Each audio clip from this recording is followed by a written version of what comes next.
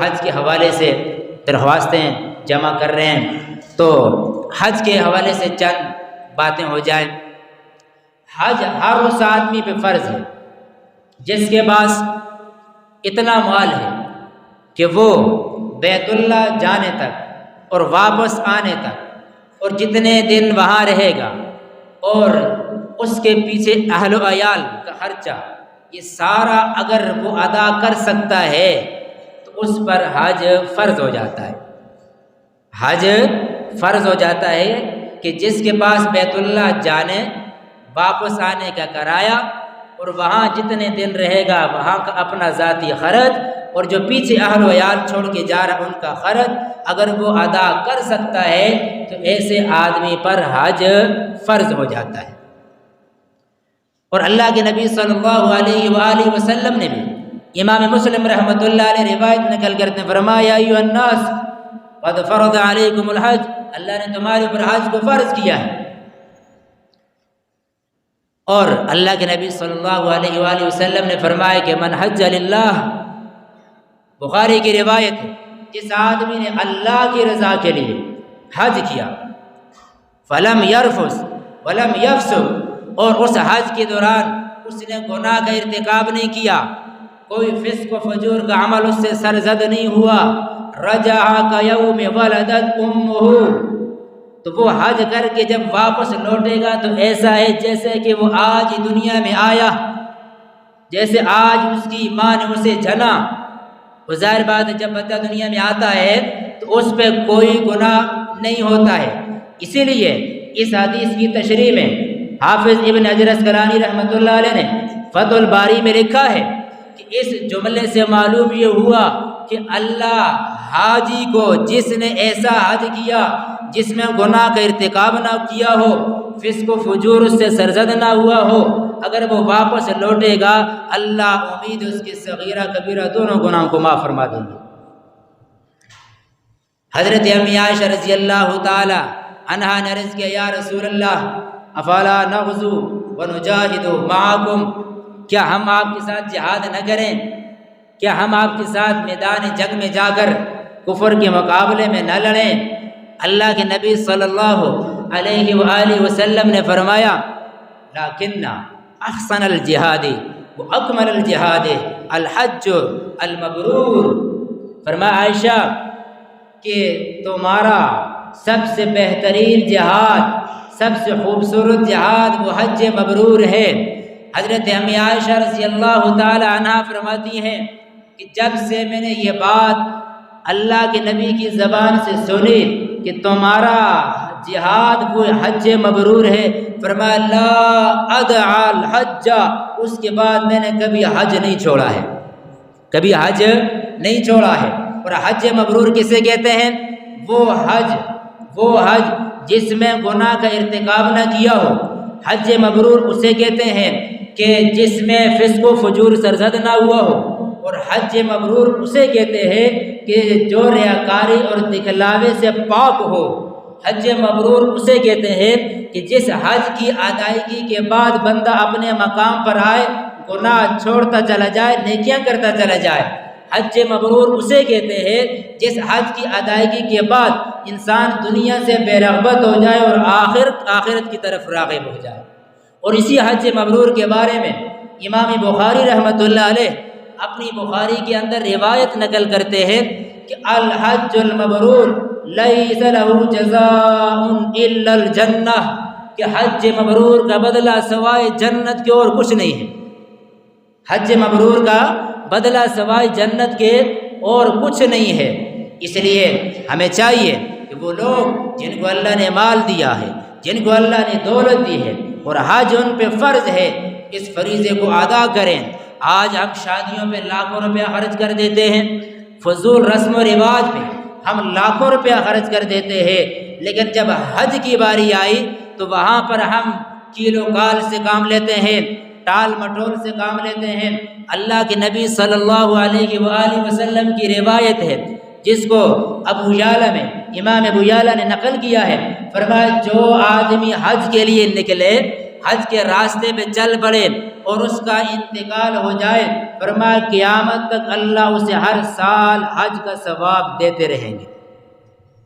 اسی طرح امام مسلم رحمۃ اللہ علیہ نے روایت نقل کی ہے، فرمایا عمرو بن عاص رضی اللہ تعالیٰ عنہ جب ایمان کی بیعت کے لیے تشریف لائے، اللہ کے نبی صلی اللہ علیہ وآلہ وسلم کی خدمت میں حاضر ہوئے، عرض کیا یا رسول اللہ ایمان لانا چاہتا ہوں، ہاتھ آگے کیجیے، بیعت کرنا چاہتا ہوں۔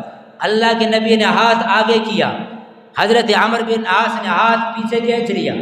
اللہ کے نبی نے فرمایا کہ عمر یہ کیا بات ہوئی ہے؟ تو عمرو بن عاص نے عرض کیا یا رسول اللہ ایمان تو لاؤں گا، بیعت تو کروں گا، لیکن ایک شرط ہے۔ اللہ کے نبی نے فرمایا عرض کیجیے کیا شرط ہے؟ تو عمرو بن عاص رضی اللہ تعالیٰ عنہ عرض کرنے لگے یا رسول اللہ کیا میری سابقہ زندگی کے گناہ معاف ہو جائیں گے؟ اللہ کے نبی نے فرمایا، مسلم کی روایت ہے، فرمایا اما علمت ان الاسلام یہدم ما کان قبل، جانتے نہیں ہو اسلام پہلے سارے گناہوں کو معاف کر دیتا ہے، وان الہجرت تہدم ما کان قبلها، ہجرت پہلے سارے گناہوں کو ختم کر دیتی ہے، وان الحج یہدم ما کان قبل، اور حج بھی پہلے سارے گناہوں کو ختم کر دیتا ہے۔ یہ بڑی عمدہ عبادت، بڑی عاشقانہ عبادت ہے، اس لیے جن کو اللہ تبارک و تعالیٰ نے توفیق دی ہے ضرور وہ حج کی عبادت سے لطف اندوز ہو۔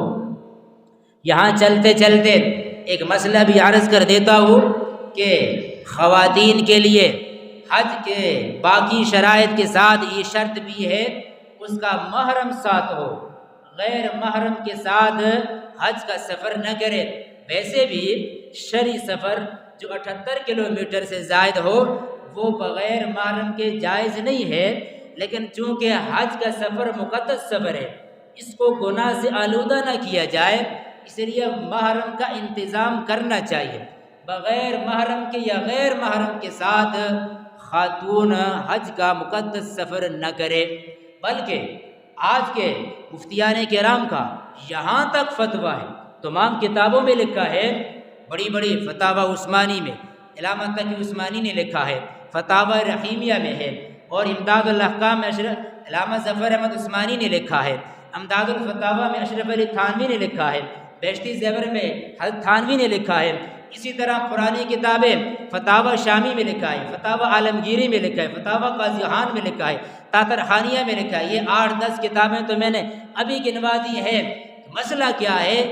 ایک عورت یہاں سے سفر کرتی ہے حج کے لیے، ایک بیٹا اسلام آباد ایئرپورٹ سے اسے بٹھاتا ہے، پھر آگے اکیلا جہاز میں سفر کرتی ہے، اور دوسرا بیٹا ریاض یا جدہ میں اسے ریسیو کرتا ہے، تو تب بھی اس کے لیے یہ سفر کرنا جائز نہیں ہوگا۔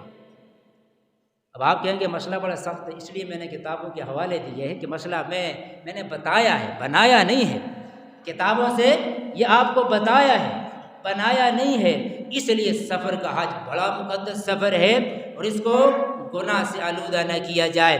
اسی طرح بخاری کے اندر روایت ہے، اللہ کے نبی صلی اللہ علیہ وآلہ وسلم سے ایک صحابی نے سوال کیا، ای الاعمال افضل، سب سے بہترین افضل کون سا ہے؟ اللہ کے نبی نے فرمایا ایمان باللہ ورسولہ، اللہ اور اس کے رسول پر ایمان لانا۔ پھر پوچھا یا رسول اللہ اس کے بعد پھر کون سے عمل سب سے افضل اور اعلیٰ ہے؟ تو اللہ کے نبی نے فرمایا جہاد فی سبیل اللہ، اللہ کے راستے میں جہاد کرنا۔ جس طرح آج فلسطین کا مسلمان ساری دنیا کے کفر کے مقابلے میں ڈٹ کے کھڑا ہے اور جہاد کا فریضہ سر انجام دے رہا ہے اور پوری امت مسلمہ کا فرض ادا کر رہا ہے، اس لیے کہ بیت المقدس لال اہل فلسطین یہ صرف اہل فلسطین کا مسئلہ نہیں ہے، لال غزہ یہ صرف غزہ کے مسلمانوں کی ملکیت نہیں ہے، یہ امت مسلمہ کی میراث ہے۔ اور آج پوری امت مسلمہ غفلت کی نیند سو رہی ہے اور مٹھی بھر مجاہدین ساری دنیا کے کفر کا مقابلہ نہتے ہو کر رہے ہیں، اور امت صرف بے بس ہوتی تو بات تھی، چونکہ بے بسی یہ جرم نہیں ہے لیکن بے حسی جرم ہے۔ بے بسی پہ شاید اللہ ہماری گرفت نہ کرے، لیکن بے حسی پہ ہم پکڑے جائیں گے۔ شاید بے بسی وہ عذر بن سکتی ہے، لیکن بے حسی یہ عذر نہیں ہے۔ یاد رکھنا، آج امت مسلمہ بے حسی کی زندگی گزار رہی ہے۔ بے بسی کی زندگی تو سمجھ آتی ہے، لیکن یہ بے حسی کیسی؟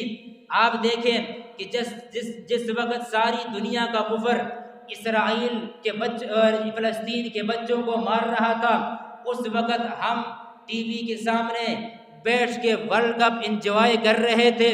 وہ بم مار رہا تھا، ہم چھکے انجوائے کر رہے تھے۔ وہ راکٹ مار رہا تھا، ہم چوکے انجوائے کر رہے تھے۔ وہ گولیاں بھی تڑتڑاہٹ سے بچوں کے سینے چھلنی کر رہا تھا، اور ہم یہاں تالیوں کی گونج پہ رقص کر رہے تھے۔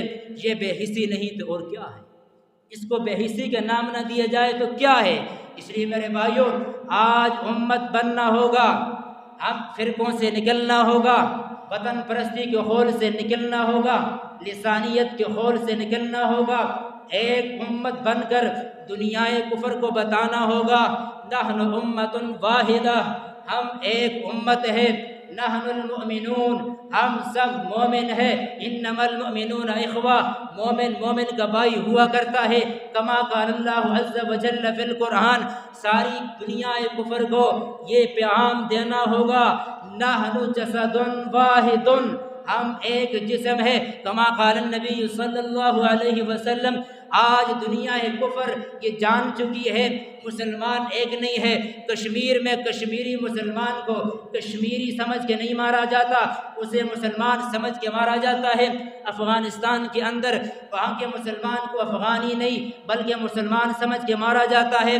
فلسطین کے اندر مسلمان کو فلسطینی نہیں بلکہ مسلمان سمجھ کے مارا جاتا ہے۔ یہ ٹکڑے تو میں اور آپ کر چکے ہیں، یہ ایرانی ہے، یہ افغانی ہے، یہ کشمیری ہے، یہ فلسطینی ہے۔ نہیں، نحن امت واحدہ، میں پاکستانی بعد میں ہوں، میں امتی پہلے ہوں، میں پاکستانی بعد میں ہوں، میں محمدی پہلے ہوں۔ اسی کو اقبال نے کہا تھا، یہی مقصود فطرت ہے، یہی رمز مسلمانی، اخوت کی جہانگیری، محبت کی فراوانی، بتان خور رنگ کو توڑ کر ملت میں گم ہو جا، نہ تورانی رہے باقی، نہ ایرانی نہ افغانی۔ ہمیں ایک امت بننا ہوگا، اس لیے اپنے تنازعوں کو چھوڑو، ان لسانی جھگڑوں کو چھوڑو، ان مسالے کے جھگڑوں کو چھوڑو۔ آؤ، ہمارا مقابلہ کفر کے ساتھ ہے، میری اور آپ کی دشمنی کفر کے ساتھ ہونی چاہیے۔ ذاتی جھگڑے چھوڑو، یہ سیاسی جھگڑے چھوڑو، لسانی جھگڑے چھوڑو، ایک امت بن کر دنیا کفر کے سامنے سیسا پھیلائی ہوئی دیوار بننا ہوگا۔ اس کفر کے مقابلے میں نکلنا ہوگا جس کفر کے معاملے میں جناب عمر رضی اللہ تعالیٰ عنہ نے بدر کے میدان میں کھڑے ہو کر کہا تھا، جب 313 ایک طرف تھے، 1000 دوسری طرف تھے، اور 313 نے 1000 کے چھکے چھوڑا دیے تھے، اور کچھ مارے گئے تھے، کچھ پکڑے گئے تھے۔ جو پکڑے گئے تھے ان کے متعلق جناب عمر رضی اللہ تعالی عنہ نے کہا تھا، یا رسول اللہ مجھے اجازت دیں، تلوار عمر کی ہو، گردن کفر کی ہو، ایک ایک کی گردن کاٹ کر آج کفر کا نسل اور بیج ختم کر دوں، تاکہ قیامت تک نسل کا کفر کا پودا اگ نہ سکے۔ آج ہم اس کفر کے مقابلے میں نکلنا ہوگا۔ بہرحال میں عرض یہ کر رہا تھا، بے حسی کی زندگی سے باہر نکلیے۔ چلو بے بس ہیں تو تو کریں، جب کھانا کھانے بیٹھیں یاد کریں فلسطین کا مسلمان کیا کر رہا ہے۔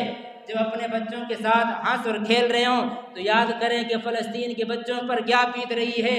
اگر دل میں خیال نہیں آ رہا تو سمجھو ضمیر مر چکا ہے، سمجھو ہم بے حسی کی زندگی گزار رہے ہیں۔ اللہ تبارک و تعالی ہمیں صحیح معنوں میں کامل اور مسلمان بننے کی توفیق عطا فرمائے۔ وآخر دعوانا الحمدللہ رب